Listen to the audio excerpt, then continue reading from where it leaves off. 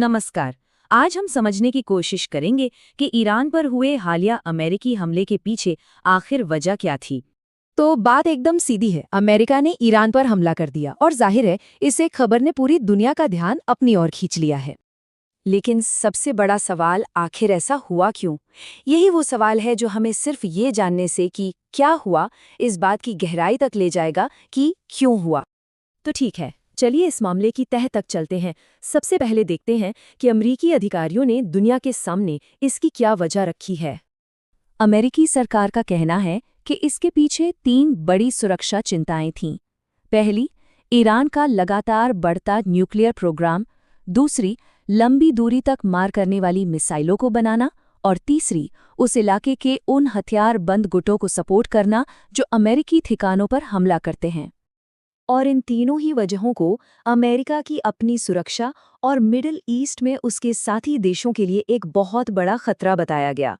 मतलब अमेरिकी सरकार के हिसाब से ये मामला इतना गंभीर था कि एक्शन लेना जरूरी हो गया था। देखिए, सैन्य कार्रवाई का फैसला तब लिया गया जब एक बहुत ही अहम मोड़ आया। डिप्लोमेसी यानी बातचीत का रास्ता फेल हो गया।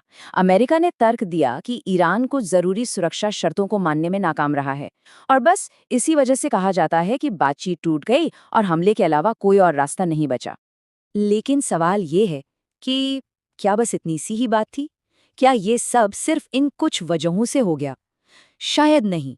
और यही सवाल हमें इस घटना की जड़ों तक, यानी इसके इतिहास तक ले जाता है।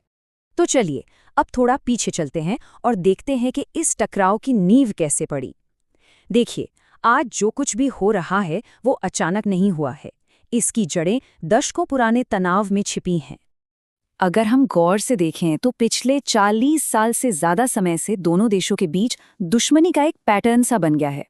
इसकी शुरुआत हुई थी 1979 में ईरानी क्रांति और अमेरिकी एम्बेसी में लोगों को बंधक बनाए जाने वाले संकट से। इसी घटना ने दोनों के बीच अविश्वास की एक गहरी खाई खोद दी। इसके बाद तो बस आर्थिक पाबंदियों और टकराव का एक लंबा दौर चला और आज ये तनाव न्यूक्लियर प्रोग्राम और इलाके में अपना दबदबा बनाने को लेकर अपने चरम पर है। एक बयान है जो इस पूरी सिचुएशन को बहुत अच्छे से समझाता है कि ये घटनाएं दशकों के तनावपूर्ण रिश्तों का हिस्सा हैं, जिसने गहरे अविश्वास को जन्म दिया। और ये बात हमें याद दिलाती है कि आज जो हो रहा है उसे समझने के लिए इसके अतीत को जानना कितना जरूरी है।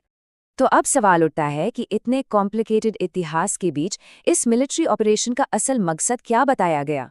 मतलब वो हासिल क्या करना चाहते थे? अमेरिकी अधिकारियों ने जो बताया उसके हिसाब से 3 मकसद थे। पहला, ईरान की मिसाइल ताकत को कमजोर करना। दूसरा, ईरान की पूरी मिलिट्री पावर को ही कम करना। और तीसरा, सबसे जरूरी, भविष्य में अमेरिकी ठिकानों पर होने वाले हमलों को रोकना। तो अब हम देख सकते हैं कि ये सारी कड़ियां कैसे जुड़ती हैं। एक तरफ तो हालिया खतरे हैं और दूसरी तरफ दशकों पुराना इतिहास। और जब ये दोनों चीजें मिलती हैं तो ऐसा संघर्ष पैदा होता है। तो कुल मिलाकर कहानी ये है कि ये हमला कई चीजों का नतीजा था। कुछ तो थी फौरी सुरक्षा चिंताएं, फिर बातचीत का फेल होना और इन सबके ऊपर दोनों देशों के बीच दुश्मनी की एक बहुत लंबी विरासत। यही वो सारी वजह हैं जो मिलकर इस टकराव की जड़ बनाती हैं। और आखिर में एक सवाल जो सोचने पर मजबूर करता है, जब कोई रिश्ता दशकों के टकराव से ही बना हो तो इस न खत्म होने वाले सिलसिले को आखिर तोड़ेगा कौन और कैसे?